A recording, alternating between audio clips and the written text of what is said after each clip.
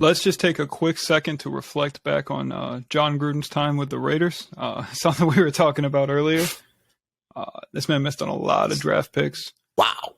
And I was like, I said it either yesterday or the day before. Just imagine if they would have taken Devin White instead of Cleveland Farrell, how different that team would be today. That is crazy. I mean, so many different things, man. It just seemed like miss after miss after miss. I didn't even know you could miss on so many players, and it's kind of strange to me because some of these players is like normally you miss on the guys like, okay, maybe he should have been a second round pick, but he was a first round pick. Okay, you'll reach.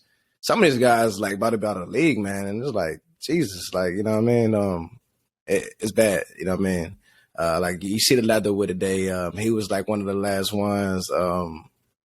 The other guy was a Lynn Bowden Jr. They traded him to Miami. He was like one of the last ones. So it just seemed like everybody is just kind of cleaning house. You know what I mean? Josh McDaniels, it seemed like he just trying to get the bad taste out of the mouth. And it's not like it was nothing like that was left over. You know what I mean? You got a Josh Jacobs who's left, Jonathan Abram, and I forgot who was the last guy right there who's left from that class, but they declined the options out of all of those picks. I think it was Cleveland. So pretty much oh, yeah, you're right. So Cleveland Farrell along with that. So, I mean, after this year, they had no ties to nobody. Yeah, it's a wrap. That is true, yeah. So, and then, like, what's crazy, so Farrell, Ruggs, Arnett, Bowden, Leatherwood, Jacobs, and Abram don't get their fifth-year options picked up. Like, that's just a whole lot of wasted draft capital. That's crazy. That's not even to mention all the free agents that they had signed and brought in. Corey Littleton, the linebacker from Chicago, Kwiatkowski, whatever, something like that. Like they were just bringing in Brian Edwards is gone as well. Like that's weird. Like all these players he brought in, Magician Gruden, man, and that's a letdown. It's terrible, man. But you know, what I mean, it's some silver linings. I know I was talking to my guy earlier today, and just kind of just breaking it down. You know, what I mean, I'm a huge Raiders fan, obviously, and I was just saying, like, you know, what I mean, so. Obviously, you didn't hit on a lot of these picks. You know what I mean? The Ruggs pick didn't work out. None of them did for the most part. You know what I mean? What was the number like 3 for 25 or something like that? Terrible, right? But then you do have a chance now you got a Devontae Adams. You can afford a Waller. You can afford a Renfro. And all of these guys right now that probably, you know what I mean, if it didn't work out, you wouldn't be able to afford some of these guys anyway. The only flip side of that, if you was losing them and they did play good, you probably would get some compensatory picks back for them. That would be the best case scenario. Right. But I mean, in general, they was able to rebound, and they got some high expectations this year, and they should still have some money and some more draft capital to throw around in the next year. So if it's any silver lining, you able to pay Devontae Adams, you got to run for, you know what I mean, pay Waller now, even if he's one of the highest paid, it doesn't hurt you. Rebuild offensive line and put some capital to that defense, man, and they'll be definitely shooting overs. So, in your lifetime, like I guess adult time watching football, who would you say is like the worst head coach that you were able to like witness live? Would Jason Gruden? Garrett. Not no hesitation. Mr. Clap a lot. But I'm just thinking, worst, man. It's got to be Urban. Urban Meyer. Oh, that was bad. Urban Meyer is. Yeah, that's terrible. You man. see, they just hired him back on to do College Game Day too. Remember, I was like, I forgot who I was arguing with, but they were like, "Nah, he's done." I was like, "I guarantee he was on TV this season. He's too good. He's too famous not to be." Wade Phillips was pretty terrible too. Yeah, Wade. It's weird because some of these coordinators are good coordinators, but then when they get in head coaching jobs, they're just like terrible. Wade was some ass for real. Oh yeah. But Urban Meyer he's definitely near the peak of that. If I had to, but you know what's funny? Go ahead. Like John Gruden, right? Like who's to blame for those draft picks? Do you blame John Gruden? Do you think he had a say in? Let's say he had more influence than Mayock. Like was he influencing Mayock to make those picks, or do you think it was a whole Mayock situation and John Gruden was just following that blueprint? Honestly, I think Mayock's the scapegoat here. It was all Gruden, and I think what's his name, Davis, was just sitting there with his little hair, approving all of it. Like, oh yeah, good job, John. Mr. Mop Bucket. He was just sitting there like, oh yeah, good job, John. Cleveland Farrell, great idea. it's interesting, right? So my thing is, obviously, he probably can't come out at this point and say, hey, it wasn't me, right? Right. Because at this point, it becomes like a pointing game, right? But I'm like, bro, like before he signed on to that job, he was highly regarded. You know what I mean? It was like Mayock and it was Mel Kiper. I'm like, now, bro, you can't go back to that job. Like, if you think you're going to come up and put out any draft, boy, those teams going to be like, who? Like, bro, we drafting the opposite. You know what I mean? Like, so he's lost all his, you know what I mean? That kind of the thing that already had around him as far as being that draft guru. Like, how do you be supposed to be a draft guru and then now you're like considered as one of the worst just in 3 seasons, I believe it was. I think that's how long it lasted. It's I think so. quite a ton of offense. Well, I think it's easier to call a draft from the couch than it is to build a roster.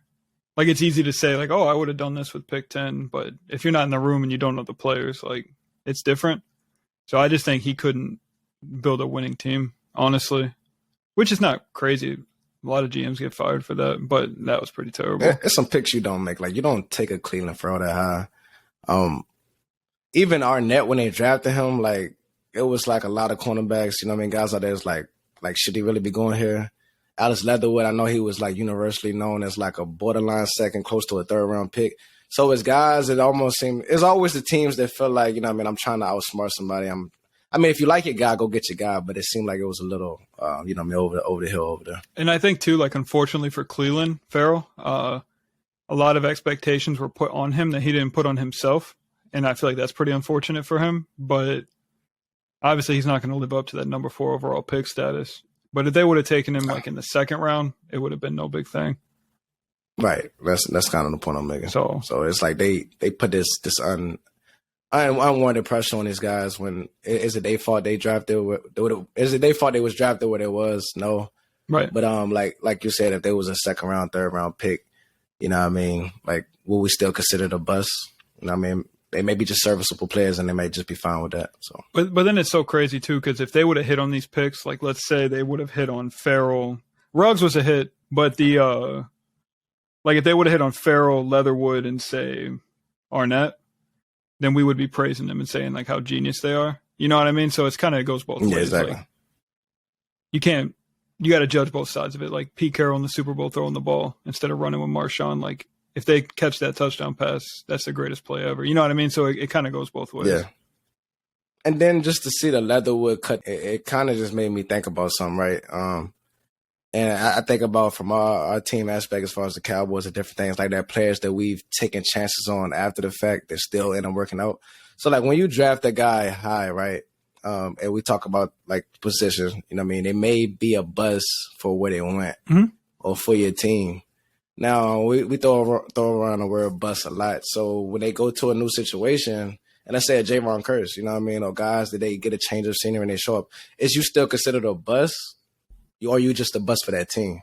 You know what I'm saying? Because like you said, you can go somewhere else and be a good player. Like even Taco Charlton, I seen he got released today, and I was seeing like different fans like, hey, I mean, I thought he was playing really well over there for the Saints, man. Or he was actually playing pretty well for the Steelers last year.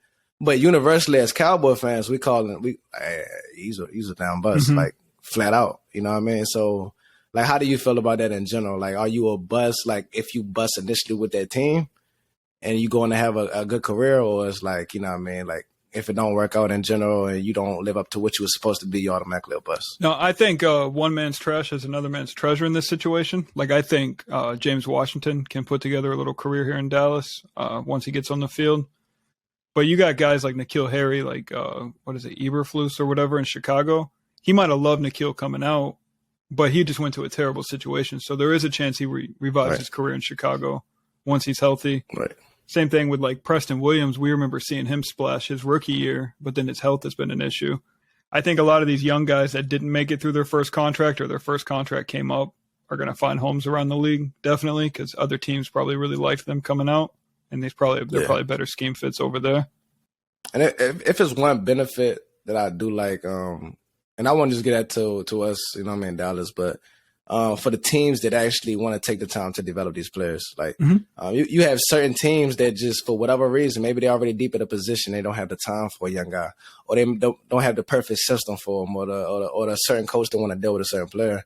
I know we seen the pivot episode with Mike Tomlin, and you was talking about how you love the fact that Mike Tomlin was like, hey, I draft these guys to develop them. You know what I mean? I don't draft them like, hey, you can't do this, you can't do that. Some of these players just get in bad positions, man. So I do appreciate the teams that, you know what I mean, while he may be a bust to somebody, you know what I mean, somebody's out there looking at this guy like, yes, this is still a guy that I looked at 2 years ago and I wanted to develop him. I still feel like I can develop him because he's still raw. Yeah, absolutely. You know what I mean? So. I think we'll see a lot of those guys that got moved off of find homes too. But as far as Leatherwood, like I was saying to one of our friends, if Tom Cable couldn't fix him, I don't know how we can fix him. But if you throw enough shit at the wall, eventually it'll stick. It doesn't always have to be a guy to come in and be a starter at this point.